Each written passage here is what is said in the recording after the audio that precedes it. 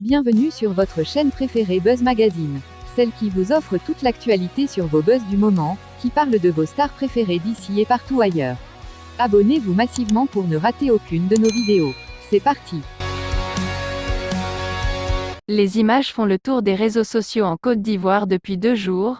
Une jeune élève en uniforme scolaire bleu et blanc, tenant en main une arme à feu et qui aurait menacé de mort son professeur qui lui aurait demandé de déteindre ses cheveux. Si plusieurs personnes ont pensé que les faits se sont déroulés en Côte d'Ivoire, elles ont dû se tromper. Les images viennent du Nigeria et datent de plus d'1 an. Le professeur demande à cette élève de 15 ans de couper ses cheveux puisqu'elle l'avait tenté en rouge. Le lendemain, elle coupe les cheveux mais revient avec une arme à feu pour finir avec le prof. Avisé par certains élèves, le prof fait appel à la police qui vient maîtriser la gamine. Tel est le commentaire accompagnant les photos qui a été publié dans un groupe d'enseignants dénommé Coalition Secteur Éducation Formation de Côte d'Ivoire, CASEFCI. Le texte n'est ni daté, ni sourcé. De sorte que les commentaires sont allés dans tous les sens. Afriquesoir.net a fact-checké les images et est remonté à l'origine des faits. En réalité, les images ont été publiées, il y a plus d'1 an, par un site nigérian. Le site donne des détails, dans son article publié le 18 février 2021.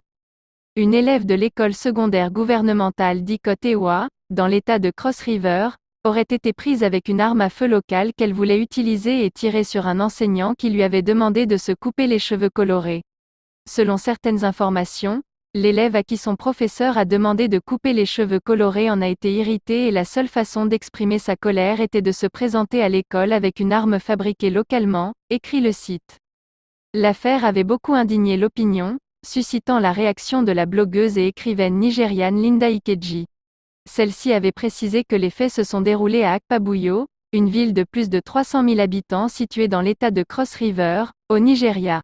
Depuis lors, les médias n'ont plus rendu compte de la suite des événements, de sorte qu'on ignore si l'élève a été renvoyé, emprisonné ou sanctionné. Merci d'avoir regardé notre vidéo, à bientôt sur Buzz Magazine. Merci d'avoir regardé notre vidéo.